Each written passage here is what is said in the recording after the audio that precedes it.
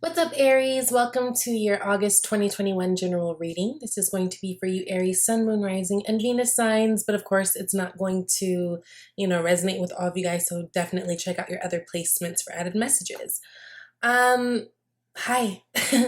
I'm happy to be talking to you guys. I actually woke up and you guys were the first things on my mind.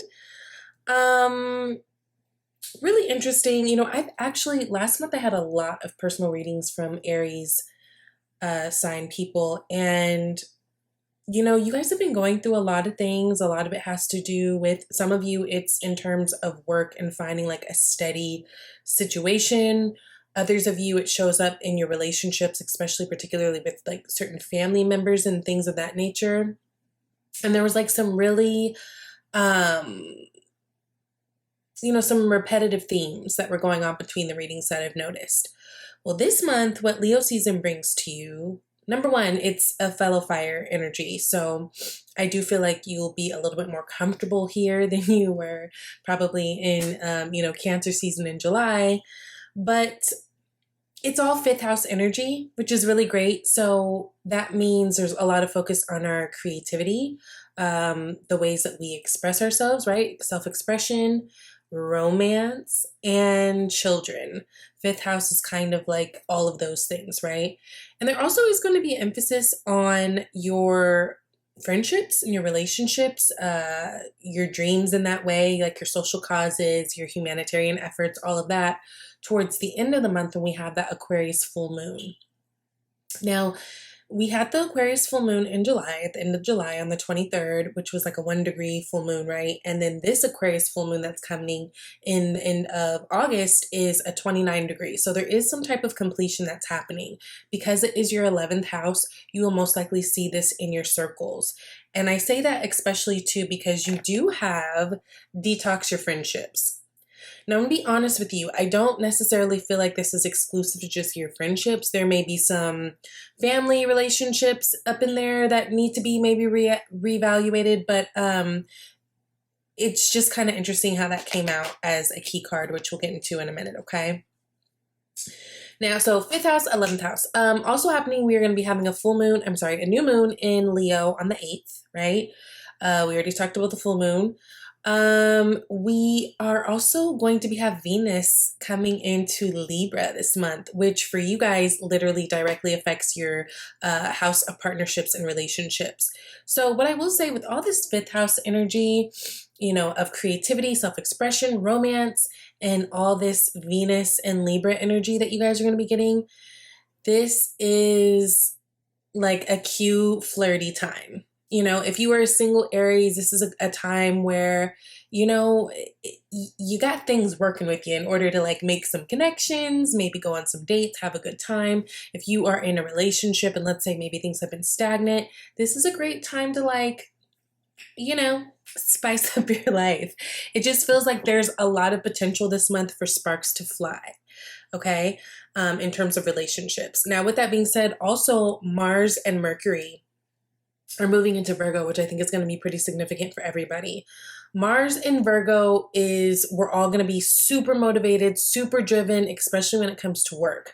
Virgo is all about that sixth house energy, which is connected to work, your daily routines, your health, your wealth, that type of stuff. So, very motivated in work situations, which is really, really good. So, whether you already have a job, this could mean that things get a little bit busier for you. This could mean that things get a little bit crazy in that respect, but um, it's work nonetheless. I think that you will be up for the challenge and really, really driven. I think all of us will kind of be collectively. If you've been struggling with employment, this may be a great time where you've got some opportunities where you could really pick up on something that you like. Now, with Mercury going into Virgo, um, communication can be very direct. Mercury is the planet of communication, but we have to think like it's also like it has a lot to do, like think of it like that swords energy, like a lot of how we think and how we process things and how we communicate them. And if we're talking about Virgo, while they are very smart and they're pragmatic in their thinking, and like Virgos are they're really special people. Like they're super gifted, super smart, super consistent, like when a Virgo cares about something, they do the work, right? But where Virgos can get very challenging is this sense of perfection that they have, and they all, it's just innate in their sign. They're Virgo the virgins, right? So they are connected to this perfectionism. I mean, look at Beyonce. Nothing she does is fucked up, right? So, but when we're talking about that in terms of like the way we think and the way we communicate and process, that can feel kind of like, ugh. That can feel kind of like, yo, why are you nitpicking me? And so this could be your energy. This could be other people's energy too, where things just feel a little bit like you've got somebody breathing down your neck.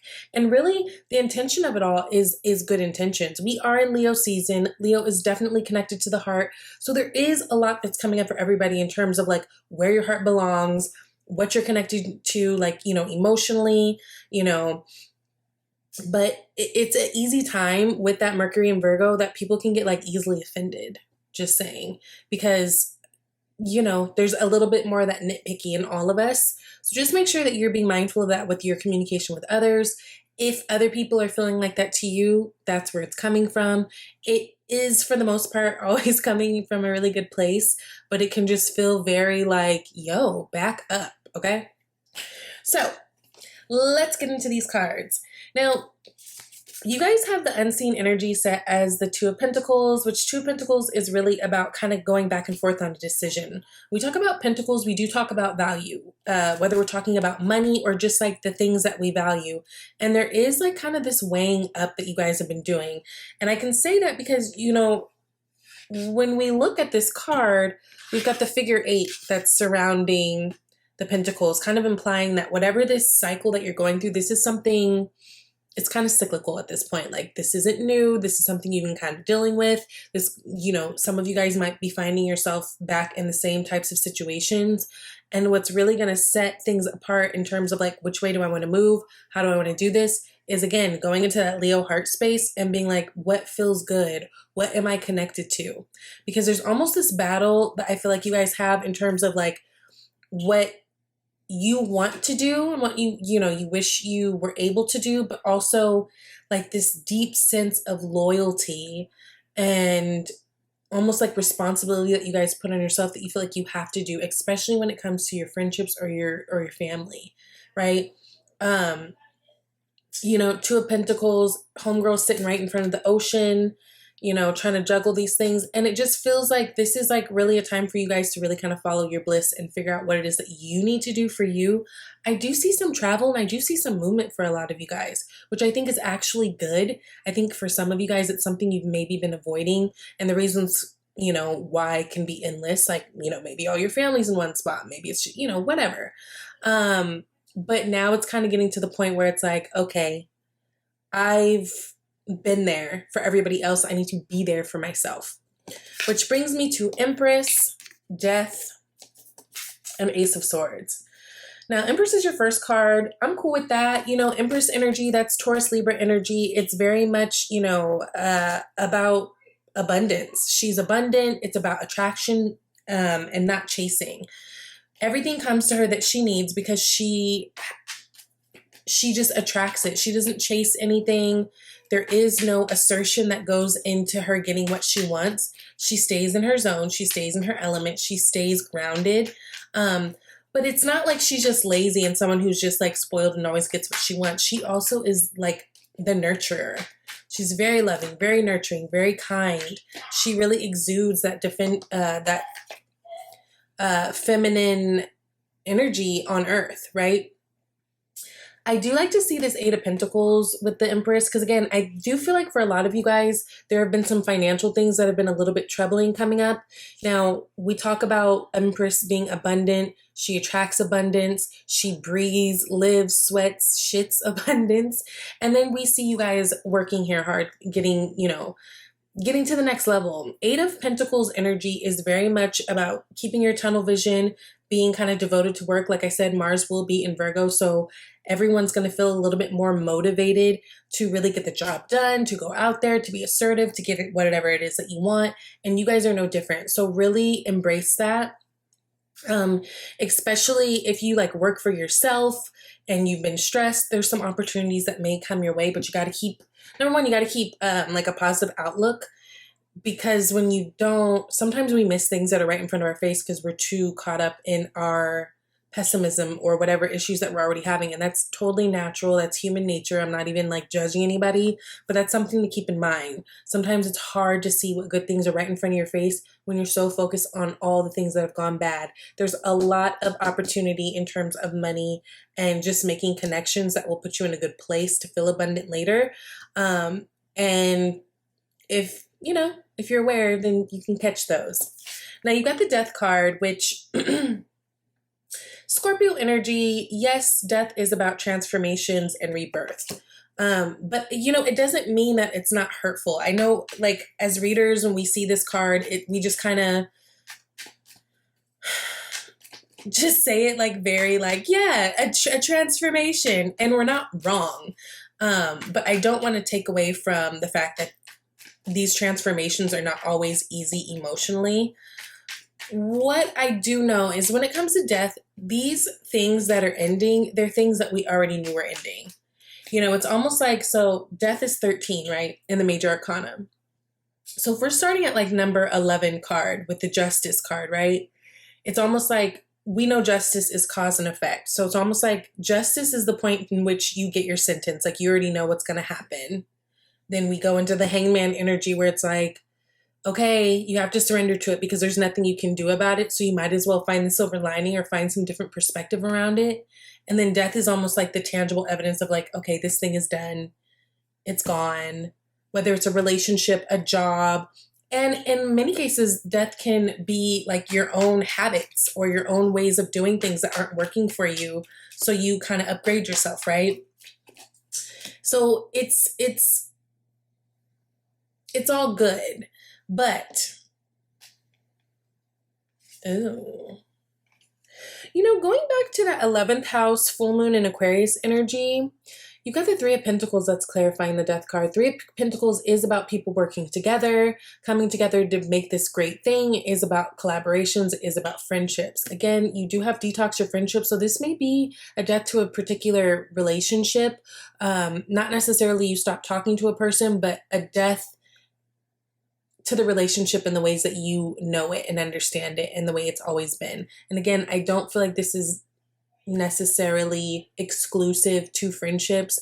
I do feel like there's some family things that are in there within you guys. So this could be something with that. But it feels like if this is a death to a relationship of any sort, again, we will be having Libra, Venus and Libra, which is your 7th house.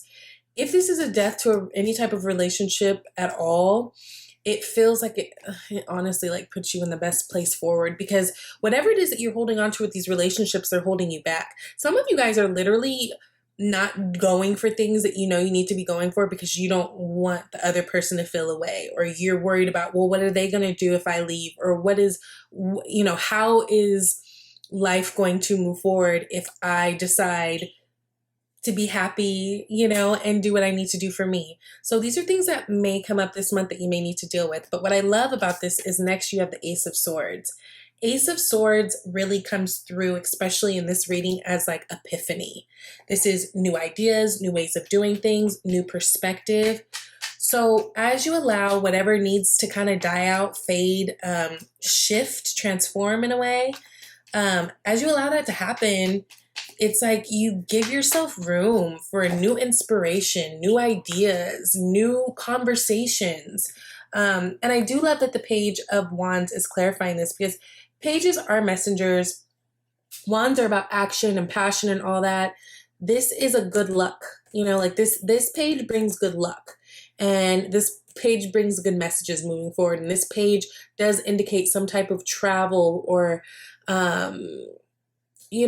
something new coming to you that's really, really exciting that you can expand upon. I do feel like a lot of you guys have some moving going on, and it could be that, like, let's say you have been kind of in this place where you're like, I don't like where I'm at. I'm literally here because I have family here or whatever here.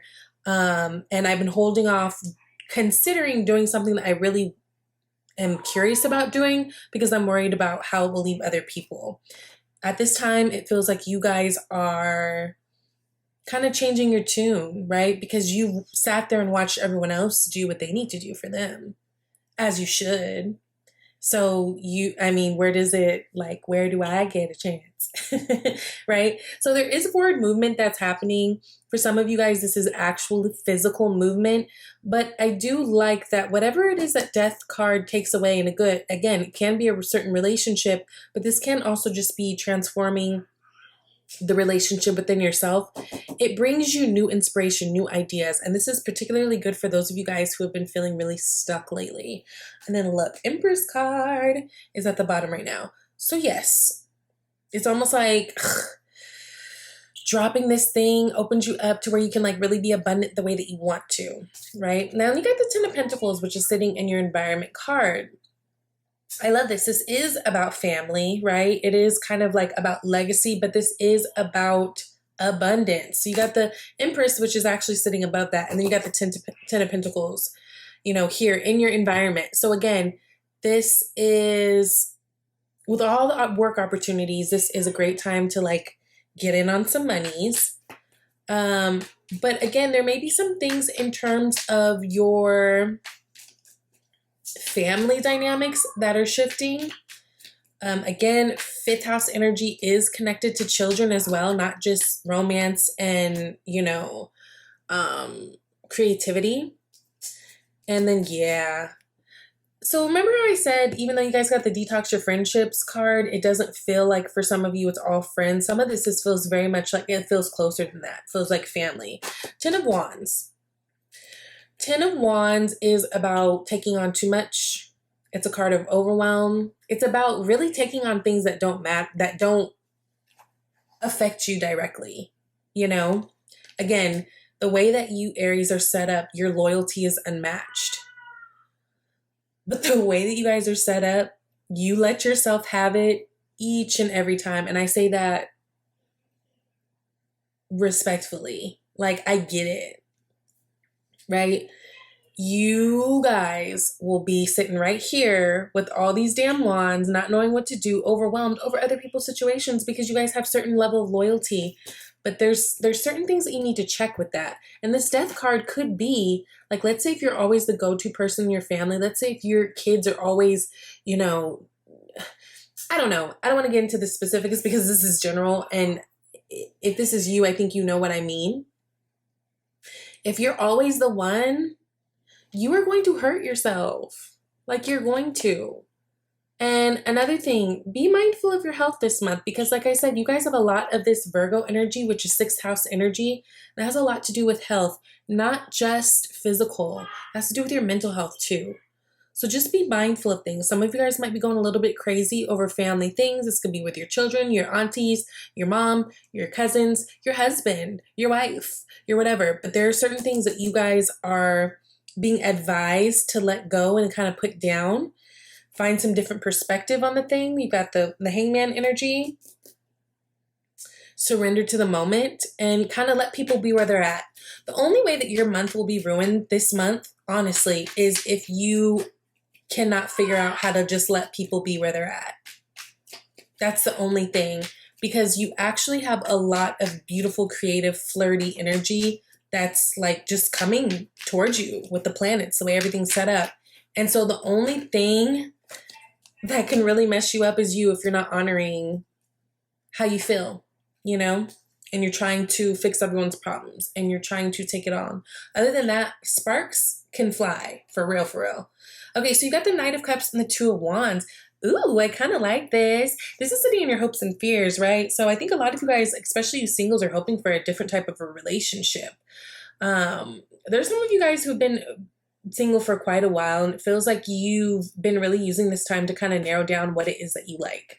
We see Two of Wands. It indicates that there's a plan going on, like homeboy's already been here. This wand's already bolted into the ground. He already understands what going this direction will do. He's interested in the new, right? He's looking out at the world ahead of him, looking into the ocean, figuring it out, what it is that works for him.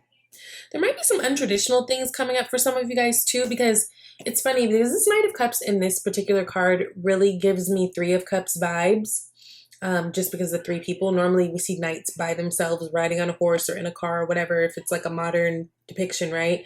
But there is kind of like Some of you guys, even within your relationships, might be to the point where you're exploring